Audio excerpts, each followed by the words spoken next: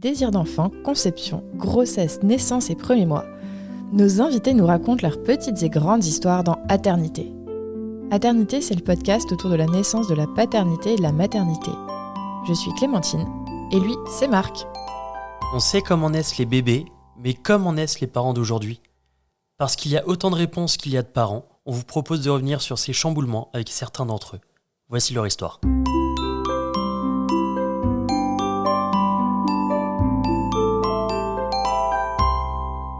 Précédemment, dans Aternité, on a raconté un peu comment s'est passée ma grossesse avec le diabète gestationnel et la dépression prénatale. Et donc, tu devais te déclencher le 18 octobre. Ah oui. Petite honeymoon pré-bébé. Donc, moi, je me suis acheté un gros riz au lait, gâteau de riz, parce que je savais pas... Enfin, je m'étais dit, diabète gestationnel, c'est fini. Donc, je me suis dit, tu vas manger, parce que tu sais pas quand est-ce que tu vas accoucher. Donc, je me suis pris un gros riz, gâteau de riz avec du caramel et tout. Je me le suis enquis, mais le truc vraiment qu'on est censé partager, quoi. Et je me suis dit, je le mange avant de partir à la bataille. Et quand on a fermé la porte de l'appart, je fais, on rentrera à 3. Alors, Perla, notre chienne, était gardée par mes parents. Parce qu'on venait d'emménager, ça faisait 1 mois qu'on était dans notre appart, donc je voulais pas la laisser. Elle connaissait pas le quartier, elle connaissait pas l'appart. On n'en a pas trop parlé, vous l'aviez depuis quand ? Alors, c'est particulier, c'est que Perla, on a appris que... Donc, c'est un chien qui vient de la Guadeloupe. C'est un sauvetage. C'était une portée de 8 chiots qui a été trouvée dans la forêt. Et on a appris qu'elle intégrait notre famille le jour où la maman de Raphaël est décédée. D'accord. Donc moi, j'ai un rapport très particulier avec ma chienne. Je suis très, très, très proche d'elle, même si en ce moment, c'est un peu compliqué. Ouais. Parce qu'on a récupéré le papa de Raphaël est décédé, donc on a récupéré son chien. Et donc, elle est un peu jalouse, l'ado, là. Ouais. Donc, Du coup, vous l'avez depuis quand ? On l'a depuis janvier 2020. D'accord. Ouais, vraiment, en fait, Ok. on a appris qu'elle intégrait la famille le jour du décès de la maman Raphaël, et 3 jours après, on allait à Orly-aux-Frettes récupérer Perla qui prenait l'avion. Et vous avez, pour l'accouchement et les suites de naissance, vous aviez prévu des choses ou pas pour Alors, pour elle ma maman était au courant. Il y avait très très peu de monde qui savait pour le déclenchement. En fait, il y avait mes parents, il y avait le frère de Raphaël et la mamie reine d'Elena. Parce qu'en fait, ils devaient venir manger chez nous. Et en fait, comme on était dans les préparatifs de « Oh mon Dieu, mais on n'a pas de vêtements, on n'a rien, on n'a que du 6 mois. Je vais accoucher là maintenant, je ne suis pas à terme. » Donc, on a annulé et on leur a expliqué qu'on annulait parce que j'allais le déclencher. Donc, il y avait vraiment très, très peu de gens qui savaient que j'allais accoucher. Et donc, Perla, c'est mes parents qui l'ont gardée. Voilà. C'était prévu comme ça. Ouais. Donc, comment s'est passé le déclenchement en lui-même ? Vous avez fait... ta valise était prête, j'imagine, depuis... T'as été déclenchée à combien, pardon ? 37 ? Oh, moi, Ou 39 en fait, vu que ma grossesse, je m'en foutais un peu, j'ai jamais compté les nombres de Ah, semaines. merde. Enfin, je Tu te ne sais rappelles pas si du tout. t'étais Je sais que normalement, je à devais 9 ou à 9,5 ? En fait, normalement, Elena, elle devait naître fin octobre. Et donc, j'ai été déclenchée... Pardon, à 8,5. Ouais, donc c'est Je 39 sais fait pas. ça. Alors là, franchement, C'est moi, je suis à la 39 ramasse. J'y connais rien du tout. Non plus. Vraiment, moi, je suis le papa dans l'histoire, je crois. Raphaël en sait beaucoup plus que moi. Sur les semaines, non. Mais- C'est sûr que non. Non, les semaines, Quelque personne ne part, le sait. Hein. Parce que quelque part, c'est pas très, très, très important. Et Moi, je sais T'inquiète. qu'on l'a conçu le jour de l'anniversaire de Raph. Ah là, voilà. c'est sorti. Donc, voilà, Raph, il est du 28 janvier, donc je m'étais dit, fin octobre. Ouais. C'est tout. Moi, c'est tout ce que j'avais besoin de savoir. Et donc, j'étais attendue à la maternité le 18 octobre, lundi 18 octobre à 7h du matin. Et on me dit, votre chambre, elle n'est pas prête. Ah, C'est un scandale. Et donc, vous allez devoir marcher. Et de temps en temps, vous venez faire des contrôles. Et donc, j'ai marché sur le parking de l'hôpital toute la journée. Et en fait, c'était une année en 2021 où il faisait beau. Et je m'étais dit, je vais accoucher pendant la canicule d'octobre. Il faisait vraiment super beau.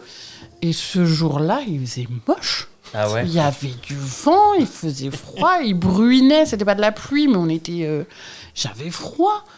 Et donc, on fait des tours de parking à l'extérieur. Et à un moment, on marche sur le parking et puis il y a une montée et je vois que j'ai de plus en plus de mal.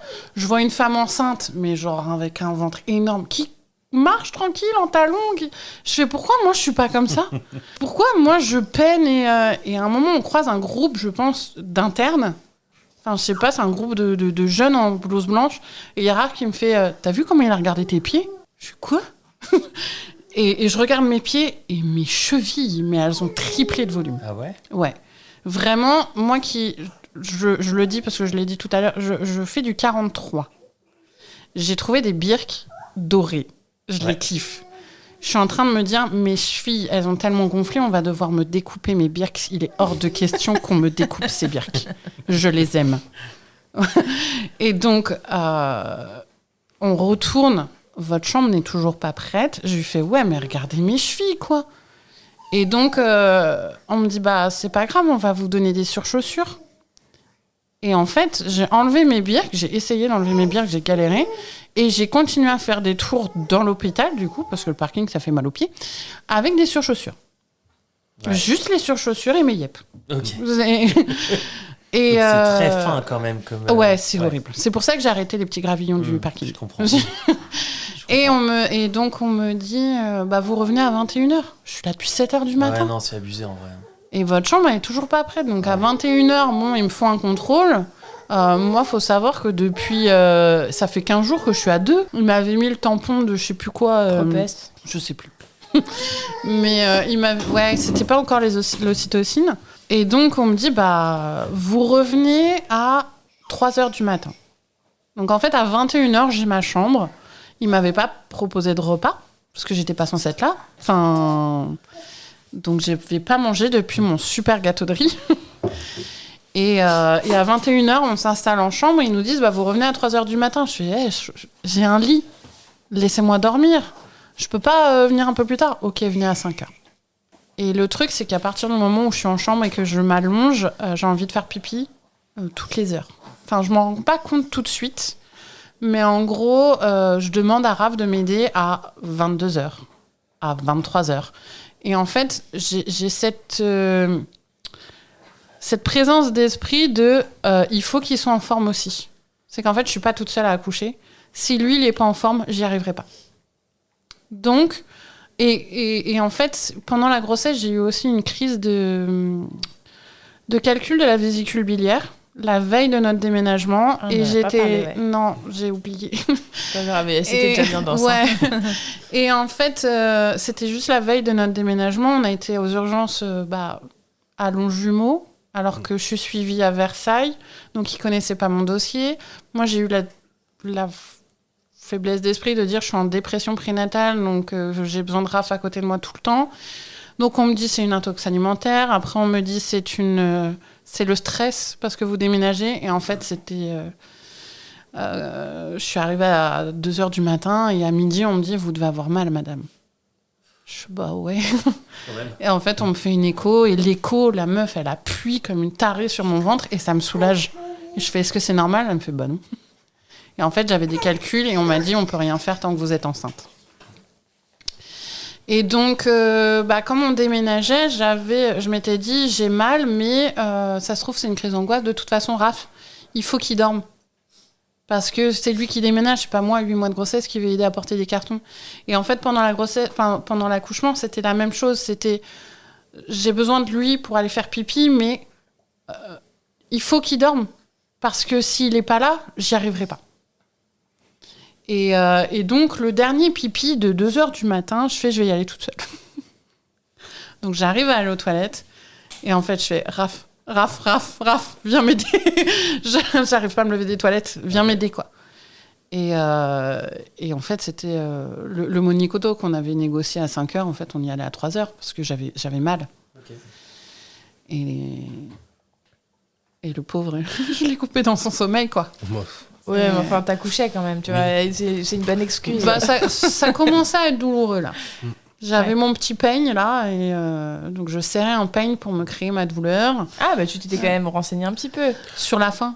On allait acheter un pack de vidéos le dernier week-end. Il y avait une sage-femme, c'est Amandine Sage-Femme, pareil, sur Insta, qui avait fait un pack de vidéos. Et donc, c'est là que j'ai appris l'histoire du peigne. Et je me suis dit, à défaut de ne pas avoir du tout de cours de préparation à la naissance, je vais essayer de regarder. J'ai même pas eu le temps de finir. Comme je suis déclenchée, j'ai même pas eu le temps de finir le truc. Mais j'ai eu l'info du peigne. Et du coup, là, le peigne, il faisait plus effet, quoi. Donc, et j'étais toujours pas très avancée, quoi. Donc, je réveille Raph dans les toilettes. En mode, viens me sauver de là. Et on descend pour le fameux monito qu'on avait réussi à décaler plus tard. Et là, il nous garde. On retourne pas en chambre. Et donc là, il est 3h du matin. Et sur les coups de 7 heures, donnez-moi un scalpel, faut qu'il sorte. Ouais, les contractions ont commencé à Vraiment, j'ai sorti cette phrase-là. C'est donnez-moi un scalpel, il faut qu'il sorte.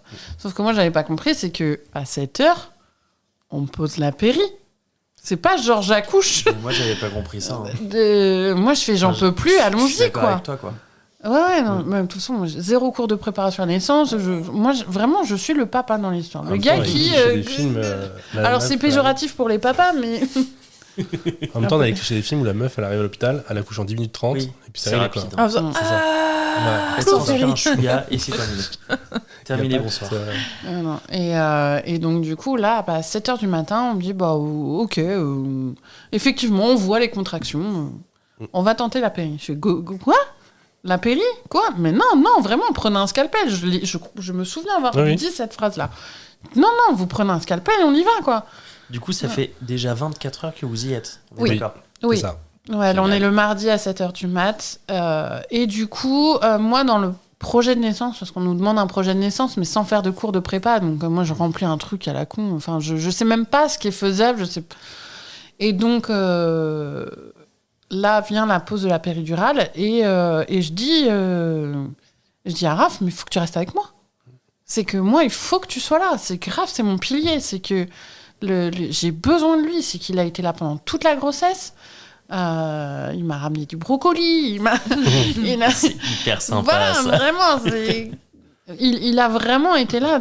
J'en serais pas là aujourd'hui s'il était pas là, quoi. Mais dans mon quotidien, pendant l'accouchement, tout le temps. C'est que je suis un peu paumée s'il est pas là. Et donc, je fais Raph, il faut que tu sois là. Et donc, tu demandes. Non, déjà, je crois que tu demandes à la sage-femme ou à l'infirmière, je sais plus, et ils disent, faut voir avec l'anesthésiste, c'est lui qui va vous dire si oui ou non tu peux rester. Bon, on l'attend. Il rentre, je fais, je peux rester? Il fait, non. Ah ouais? Bon. Pas d'explication, Non. rien. Non, Je pense. Et du coup, ça va pas durer longtemps. Vous asseyez là, on viendra vous chercher. Et moi, je me rappelle que je me pose sur un banc, je suis explosé, je commence à m'endormir, mais il fait encore nuit. Genre 7h du mat, il fait encore nuit. Ouais, 7h du mat en octobre, il faisait nuit. Ouais. Et là, je me réveille à un moment donné, j'ouvre les yeux, il fait jour. J'ai pas mon téléphone, je me dis, mais il est quelle heure? J'ai raté un truc, il se passe quoi? Et mais j'attends dans la salle d'attente, du coup. Oui, et puis moi, du coup, en panique, en mode, il est pas là. Et donc, la dame qui était censée me piquer, elle était un peu sourde. Donc, du coup, elle me dit, faites le dos du chat méchant. Faut savoir que moi, j'ai peur des chats. Donc, dès qu'il y a chat dans la phrase, voilà. Donc, elle me dit, faites le dos du chat méchant. En gros, fais le dos rond, quoi. Enfin, dis-le-moi. Enfin, je suis pas teubée. Dis-moi, fais le dos rond. Le chat qui miaule, mais qui est pas content. Oh là là. C'est faites le dos du chat méchant. Je suis enceinte, j'ai 30 ans, je suis pas un bébé cadom. Enfin, dis-moi les termes, quoi. Et donc, elle me fait je suis au milieu? Je fais non. T'as dit quoi? Je fais non, vous êtes pas au milieu. Et donc, elle me repique. Et elle fait et là? Je fais non. T'as dit quoi, mon chou? Je fais non, vous êtes pas au milieu. Et elle te parlait à toi ou pas? Oui. Ah oui, c'était vraiment... C'est vraiment, elle me pique, elle me dit, est-ce que je pique au milieu? Je fais, non, vous êtes pas au milieu. Je veux pas faire peur pour les péridurales, mais clairement, c'était une vieille mamie qui était sourde, elle me piquait pas au milieu, Et elle me dit, est-ce que je suis au milieu ? Je fais, non, vous n'êtes pas au milieu, quoi. Et à un moment, je suis en panique. J'ai pas Raph. La vieille, elle écoute rien. Et Enfer. Elle écoute pas rien, elle n'entend rien. rien. C'est encore pire. Et à un moment, je commence à mettre mes mains dans mon dos en mode, j'en ai rien à foutre de votre péridurale. Laissez-moi tranquille. Stop, on arrête. Sauf qu'on n'arrête pas un accouchement comme ça, en fait. A priori, je suis un peu engagé. Non, vraiment, j'étais vraiment... Je lui ai chopé la main à la dame et je lui ai fait stop, vous arrêtez, vous êtes pas au milieu, quoi. Et je fais, je veux Raph. Ils m'entendent pas. Et en plus, ça me fait mal, donc je fais, est-ce que vous pouvez me donner mon peigne ? Ouais. La petite jeune fille, la petite sage-femme qui fait, vous voulez pas ma main ? Je fais, en fait, le truc, c'est que vous allez réceptionner mon bébé après. Si votre main elle est broyée, je préfère serrer mon peigne. Vraiment, moi quand je suis en stress, je suis cage. Et là, je fais, je préfère que votre main elle soit entière et que mon peigne il souffre. Il est hors de question que je prenne votre main en fait. Je vais la broyer. Et là, l'anesthésiste, il voit que je panique, il fait, écoutez, vous faites du diabète gestationnel, il faut faire la péridurale, sinon ça passe en césarienne en fait. Donc, il n'y a pas le choix. Il me sort un truc pour essayer de me calmer, de me rationaliser. Je suis même pas sûre que ce soit vrai. Et en fait, à un moment, il me chope. Donc, vraiment, le gars me chope. Il met mes genoux dans ses genoux. Il me chope les épaules. Il me met dans la position du chat méchant. Et il met son front contre mon front. Et là, il me fait « Est-ce qu'elle est au milieu ?» Et là, moi, je lui chuchote. Et c'est lui qui lui dit non, t'es pas au milieu. Donc vraiment, il se fait la parole, il se fait le relais. Et là, je fais, elle est pas tout à fait au milieu encore, mais vraiment, elle essaye. Hein, Et à un moment, je fais, vas-y, elle est presque au milieu, c'est bon quoi. Ouais. Vraiment, je sais même pas. Je fais, ok, non, là vraiment, elle est presque au milieu, allons-y. Et donc, il me fait, là par contre, vous allez avoir un mouvement réflexe. Il se peut que votre jambe, elle bouge. Je le regarde. Je regarde mes jambes, je fais, il va falloir que vous décaliez si vous voulez pas un coup de pied dans les couilles. Ouais. Il me fait, je pars en vacances demain, merci de votre prévenance. Et donc, il se décale, il me fait vraiment, merci beaucoup, madame. Et donc péridurale, Raph revient, il est 9h moins le quart. Et elle avait commencé à 7h15 7h15. 1h45 pour poser une péridurale. Ouais. C'est pour ça que je veux pas faire flipper les gens. Mais en fait, à partir du moment où on a eu la péri, je dis parce qu'on a dormi. Ouais, okay. Tous les deux. C'est qu'on était réveillés toutes les 2 heures pour le toucher, machin, mais on a dormi. On me dit que bébé n'est pas très bien placé, mais genre, c'est vraiment une histoire juste d'axe de la tête. Ils vont essayer une manip. Donc, il y en a une qui fait une manip dans un sens. Ouais. Bon, ça va pas marcher. Donc, il y en a une autre, 1 heure après, qui réessaye dans l'autre sens. Puis après, il y a la chef de service qui vient, qui fait choulouloup. Et là, apparemment, ça fonctionne. Ils ont essayé de percer, je sais pas. À un moment, ils ont fait une manip de la tête. Ouais. Les petits chimistes. Et puis moi, vraiment, allez-y, les gars. Moi qui suis hyper pudique, là, c'est allez, open bar, faites ce que vous voulez. Je sais pas si c'est l'effet de la péri. Allez-y, les gars. Et à un moment, je fais... Alors, ça commence à biper. Ça bipe de partout. Et Raph, qui se réveille de son sommeil et qui fait qu'est-ce que je fais? Parce qu'on n'a pas de cours de prépa à la naissance, donc on sait pas, ça bip. Et en fait, il se trouve que c'était la fin de la nest. Ah ouais? Ouais. Il était 16h30. Ah oui. Donc c'était la fin de la nest. Et là, mon cher monsieur anesthésiste revient et il me fait soit je vous remets une péri, mais ça fait effet dans une demi-heure, soit vous poussez bien et il n'y a pas besoin. Ouais. Mais je reste à côté de vous. Il me fait qu'est-ce que vous... Je fais mais on n'a même pas eu le temps de mettre notre playlist. Et moi j'ai envie de pousser. Vraiment. Et j'ai ma psychologue qui était venue qui était passée en mode j'ai appris que vous étiez déclenché, comment ça va et tout.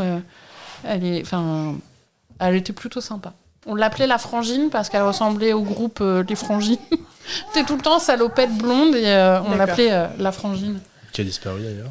Ouais, je connais. Ce groupe a disparu. Ouais, ça me parle pas. Peut-être pour ça que le groupe a disparu. Ouais, je sais pas. Mais donc, Ouais. ouais, il te dit pousser, en gros. Pas tout à fait tout de suite. Il m'a dit, je fais, mais on n'a pas notre enceinte, on n'a pas mis de playlist et tout. Il me fait, bah, qu'est-ce que vous voulez que je chante? Je sais pas chanter du Céline Dion, donc il était dans le creux de mon oreille à me chanter du Céline Dion pendant que je pousse. Il fait, je vous dois bien ça, vous avez sauvé mes couilles. T'as l'anesthésiste qui a chanté du Céline Dion. Ouais. Ça devait être un massacre. C'était lunaire. Et en fait, j'ai toujours dit que l'accouchement était long mais rapide. C'est qu'en fait, on m'installe à 17h27. Je vois l'horloge. Et Léna est née à 17h37. J'ai poussé 3 fois.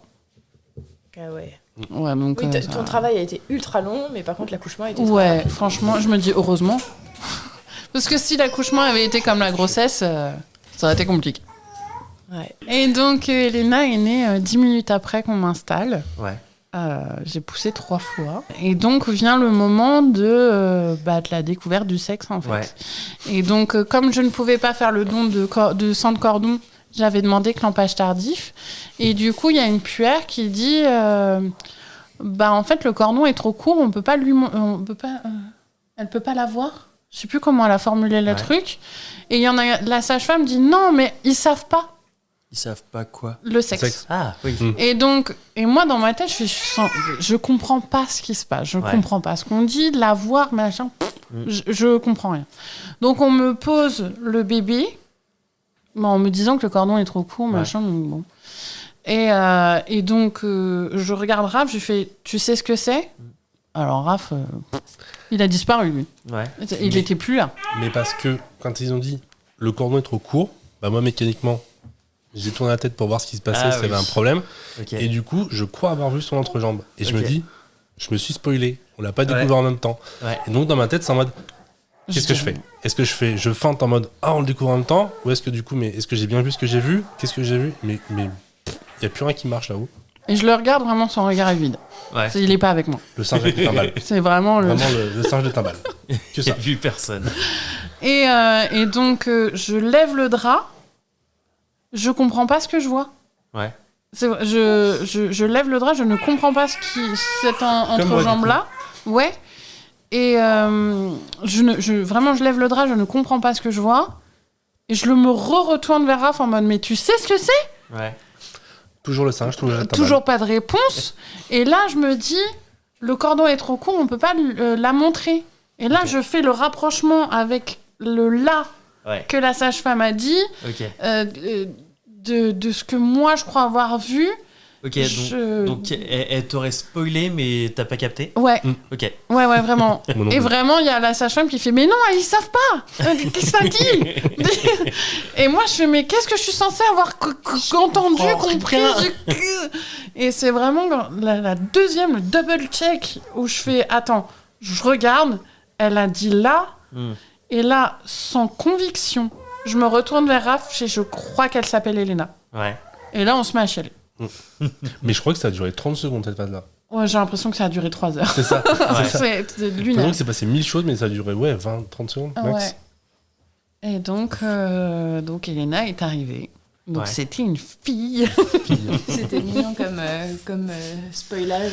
Ouais. Mais c'était même pas du vrai spoilage.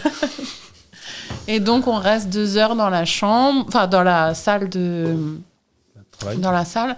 Et il faut savoir que c'était le premier jour du nouveau travail de ma sœur. Et elle travaillait dans cet hôpital? Non, elle travaillait du coup, c'était son premier jour dans un palace parisien. D'accord, ok. Et donc, en fait, je lui envoyais... avec Raph, on s'envoyait des messages. Alors, ta première journée, ça se passe bien? Et elle faisait... Mais c'est même pas ça, c'est que je l'appelle pour l'avertir et je lui fais...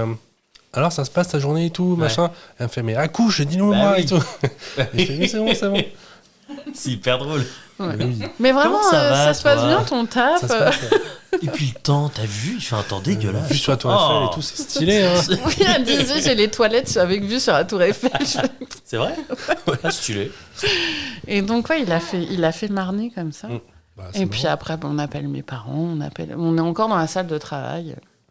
On appelle les gens. Et puis, on remonte, il doit être 19h. Ouais. Ouais, J'ai toujours pas à manger. Ah, ouais. Moi, j'ai mangé mon gâteau de riz à 7h le lundi et on est le mardi à 21h, quoi. Ah oui, mais Ah ouais, c'est en pas plus, normal avec le ça. diabète gestationnel, tu devais être un peu. Ah, mais moi, j'aurais dû aller.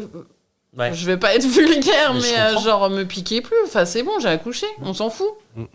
Donc, ils ont piqué Elena pour voir si elle était pas en hypo. Ouais. Et en fait, non, moi je dis, laissez-moi tranquille en fait. Et puis les plats de l'hôpital, pas foufou. Ouais, Ouais, ça affecte. Bah, surtout pour du diabète gesta, c'est les pires. Hein. Ouais, mais après, moi Tout est trop Et en cuit. même temps, j'avais pas faim. Ah ouais. Parce qu'en fait, à partir du moment où Elena elle est née, je dormais plus, je mangeais plus, je ne faisais que la regarder. Ah ouais. Ouais. Mais vraiment, je ne ressentais pas la faim, je ne ressentais pas le sommeil. J'étais focus et il fallait que je la regarde, même si elle respirait. Enfin, il fallait que je la regarde. Et puis le séjour à la maternité, c'est pas. Moi, ils m'ont gardé 7 jours. 7 jours. Ouais. Ouais. Bah, comme Ça ils doit avaient être peur interminable. que je crée pas de lien. Ouais, Tu ok. regrettes, ouais. Donc en fait, ils nous ont un peu fliqués. Ils avaient toujours des prétextes pour pas nous faire partir. Ouais. Donc en fait, on est parti le lundi d'après. Et c'était quoi leur prétexte? Alors au début, c'était on veut voir si vous savez lui donner le bain. Ok. Parce que le premier bain, c'est Raph qui l'a donné et moi j'étais spectatrice à côté, quoi. Bon, parce que le premier bain, tu viens d'accoucher, quoi. Donc, en plus, on l'avait pas fait tout de suite. Et, Après, et moi, je laissais Raph gérer et Raph gérait très bien. C'est lui qui a eu le méconium. Ouais. Ouais, super. C'était pas moi. Quel enfer. Cadeau. Ouais. Et donc, en fait, moi, j'étais très spectatrice. Et ils étaient vraiment en mode non, mais on veut vous voir faire, quoi. Et chez moi, en fait, il a ce bébé, Elena a un papa. Donc, montrez-lui à lui, il me montrera après. Et donc, non, mais on veut vous voir donner le bain. Et ils ont choisi que je donne le bain d'Elena le jour où Raph, il est pas là. Moi, j'ai Ouais. plus de neurones, tu me montres des trucs. Ouais. Et à partir du moment où j'ai donné le bain à Elena, il faut que vous partiez. Faut qu'on fasse la chambre. C'est vrai vraiment. J'ai donné le bain le lundi à 17h, à 19h, fallait qu'on soit parti. Mais t'as montré que tu pouvais t'en occuper, quoi. Ouais, mais puis à un moment, Elena, elle avait été sous la lampe, là. Ouais, mais je- Ouais. Mais voilà. c'est marrant qu'ils aient fait ça parce que, en fait, les papas qui prennent pas leur place dès le départ, ils les Bah, la empêchent pas de maman, elle sortir de la montre. maternité. Bien sûr, Bah oui. on s'en fout. C'est qu'il montre à la maman et après la maman elle montrera au papa. Là clairement ils m'ont infantilisée. Donc déjà que ma grossesse je l'ai hyper mal vécue. Et en fait à un moment je leur ai dit si vous me laissez pas partir, je vais partir mais sans mon bébé en fait. C'est que je vais partir. Ouais. Et en fait ils ont flippé. Et nous on avait demandé pas de visite à la maternité. Et puis en même temps personne savait que... À la base personne savait que j'avais accouché. Puis donc, on n'avait pas le droit Covid. de toute on façon. avait Ouais. pas. Et du coup, en fait, il y a une. Le jour où Raph est rentré à la maison faire des lessives, je me suis mise à chialer toute la nuit. Et c'était même pas la nuit de Java ou quoi que ce soit. L'allaitement fonctionnait pas. Ouais. Elena, elle pleurait tout le temps. Et moi, j'avais pas de montée de lait, rien. Et pas de cours de préparation à la naissance encore. Donc, je ne sais pas comment ça fonctionne. Ouais. On me la met je la mets au sein, mais on m'explique rien. À un moment, je demande à une sage-femme. En plus, j'accouche, je greffe des sages-femmes. Génial. Donc, à un moment, je leur fais, mais est-ce que vous pouvez pas me donner un... Moi, j'y connais rien. Je fais, vous pouvez pas me donner un tire-lait pour que j'essaye de stimuler autrement? Ah non, mais c'est pas comme ça que ça fonctionne. On donne pas de tire-lait. Non, mais enfin, à un moment, je suis désespérée. Je fais, mais mon enfant pleure. Je sais pas pourquoi. Je la mets au sein. Elle hurle. Elle s'endort au sein. Enfin, mais il y a rien qui sort. Enfin, vraiment, je sens qu'elle a eu le colostrum, mais rien de... Et moi, par dépit, je fais, mais donnez-moi un tire-lait. Peut-être si je me stimule moi, peut-être que ça va faire quelque chose, je sais pas.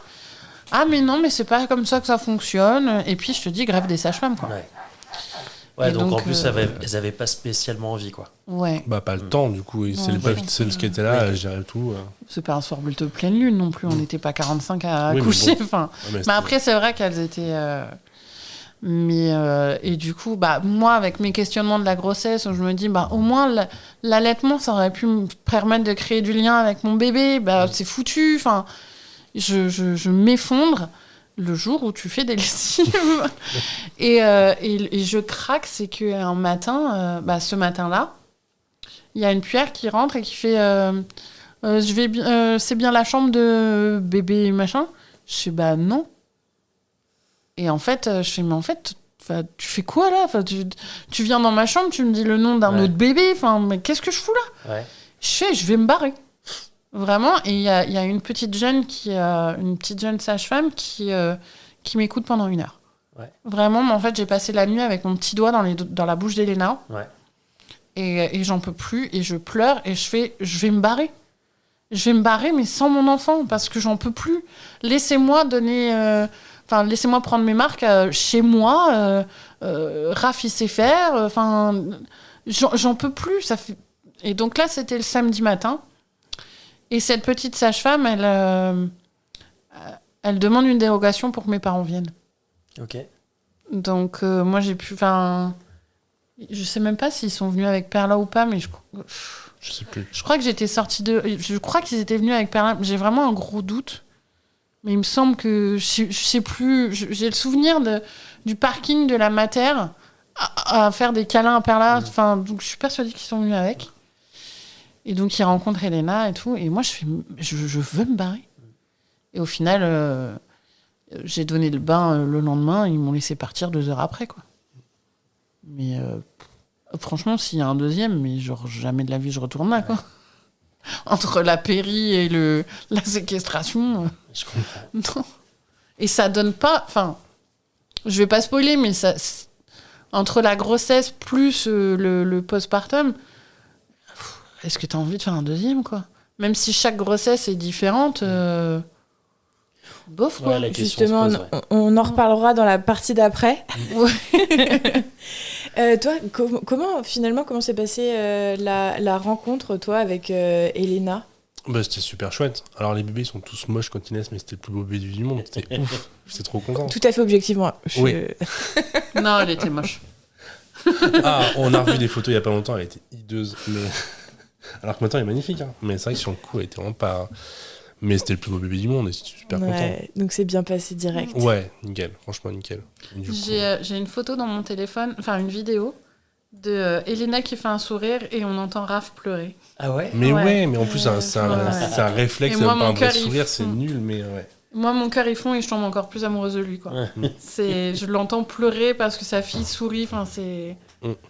C'est beau. Ouais. Et puis un avant-après le lait aussi. Oui, parce que du coup... Un avant et un après quoi, pardon? Le lait, en fait, comme comment ça s'appelle, l'allaitement n'a pas fonctionné, à un moment donné, ils ont dit il faut passer à des biberons, ça marche pas, il faut faire autrement. Et puis elle perdait beaucoup de poids, elle est descendue sous les 3 kilos et tout. Ouais, ça commence à être critique. C'était aussi une des raisons pour laquelle ils voulaient pas nous faire sortir. Ouais, mais ça, c'est classique. Ouais. Et du coup, elle dormait pas, elle dormait que dans les bras, machin, c'était compliqué. Les nuits étaient horribles et tout. Et à partir du moment où on a commencé le biberon, un autre bébé. Ah ouais? Ouais, t'avais l'impression qu'ils avaient changé le gosse. Hein. C'est plus le même. Tout calme, elle dormait et tout. Ouais. C'était vraiment un jour à la nuit, quoi. Ouais. Et du coup, on s'est dit, tant pis. Bah ouais. C'est pas grave. Elle est bien, c'est le principal. C'est pas grave, quoi. le principal, c'est qu'elle soit bien. Donc on s'est dit... C'est ça. Ouais, et au final, le sentiment d'échec de j'ai pas réussi, je peux pas faire du lien avec mon enfant, au final, elle arrête d'hurler. Ouais. Donc quand t'es parent, tu veux juste que ton enfant il aille bien. Donc c'est pas grave si on lui donne du biberon. Ouais. Voilà, donc très vite, ce côté de culpabilité, il est parti parce qu'en fait, elle pleurait plus. Ouais, donc plutôt du soulagement, quoi. Ouais. C'est après coup, ma sage-femme de ville s'est excusée. Parce que pendant les monitos que je faisais toutes les semaines, elle en profitait pour, même si on n'avait pas de cours vraiment théoriques, elle s'est excusée de ne pas avoir profité de ces monitos pour me donner la base par rapport à l'allaitement. D'accord. Et vraiment, elle s'est dit, je m'excuse de pas avoir évoqué l'allaitement avec vous parce que ça aurait pu vous aider avec le lien avec Elena. Donc, ça fait du bien, mine de rien, tu sens que t'es passé au travers, mais qu'il y a quelqu'un qui reconnaît qu'elle aurait dû faire autrement. Okay. On s'arrête là pour aujourd'hui. On se dit à la semaine prochaine pour la suite. Bisous. Bisous.